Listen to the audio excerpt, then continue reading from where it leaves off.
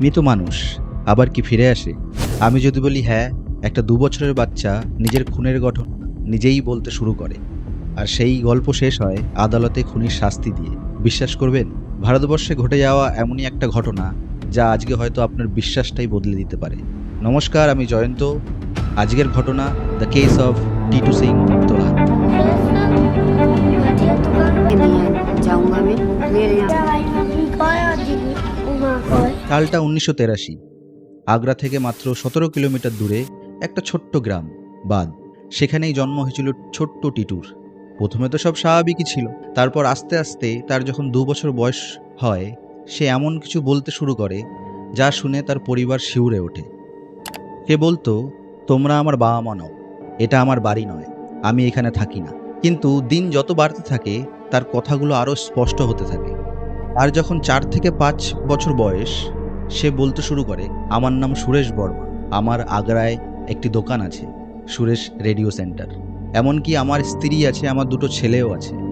একটা 4 বছরের বাচ্চা এত স্পষ্ট কথা, এত নির্দিষ্ট ইনফরমেশন সে কোথা থেকে পেল? পরিস্থিতি এমন জায়গায় পৌঁছায় যে টিটুর কথাগুলো টিটুর পরিবার আর এড়িয়ে যেতে পারে না। তাই তার দাদা ঠিক করলো ব্যাপারটা যাচাই করে দেখতে হয়। তাই সে চুপচাপ বেরিয়ে পড়ল আগ্রা বাজারের উদ্দেশ্যে। সেই আগ্রা বাজারে গিয়ে টিটুর দাদা যা দেখলো তাতে তার পা মোটামুটি কাঁপতে শুরু করে।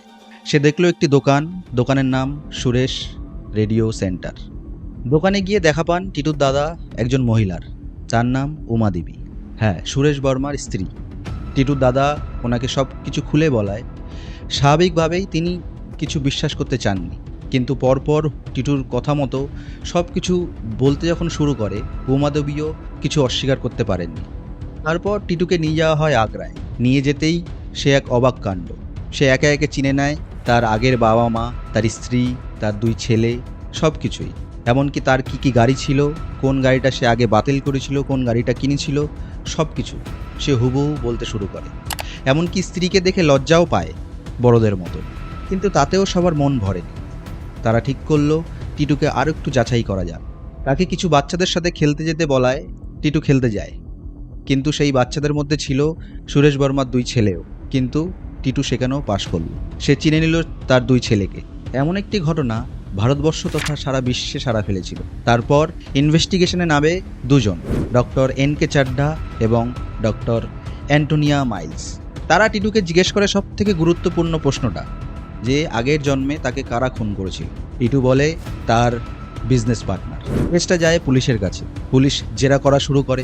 শেষ পর্যন্ত সেই বিজনেস পার্টনার স্বীকার করে সে আর একজন মিলে সুরেশ বর্মাকে হত্যা করেছিল। তারপর কেসটা যায় আদালতে, কিন্তু আদালত তো প্রমাণ ছাড়া কাউকে শাস্তি দিতে পারে না। বিশেষ করে পুনর্জন্মের ঘটনা শুনে তো আর শাস্তি দেওয়া যায় না। তখনই সামনে আসে সুরেশ বর্মার পোস্টমর্টম রিপোর্ট, যেখানে উল্লেখ করা আছে সুরেশ বর্মার মৃত্যু হয় মাথায় গুলি বিদ্ধ হয়ে। আর ঠিক সেই জায়গাতেই টিটুর মাথায় জন্মগত দাগ। টিটুর মা কনফার্ম করেন, হ্যাঁ, এটা তার জন্মগত দাগ। এই একটাই প্রমাণ।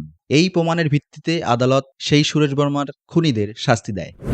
আজ টিটু সিং এক স্বাভাবিক জীবনযাপন কাটাচ্ছেন, কিন্তু তার মনে আজও রয়ে গেছে তার আগের জন্মের স্মৃতি। কিন্তু প্রশ্ন একটা রয়েই যায়, পুনর্জন্ম এটা কি সত্যি? এমন কিছু হয় নাকি? নাকি এমন কিছু যার ব্যাখ্যা আমাদের কাছে নেই, যার ব্যাখ্যা বিজ্ঞানও এখনো হয়তো খুঁজে পায়নি? কিন্তু হলো তো।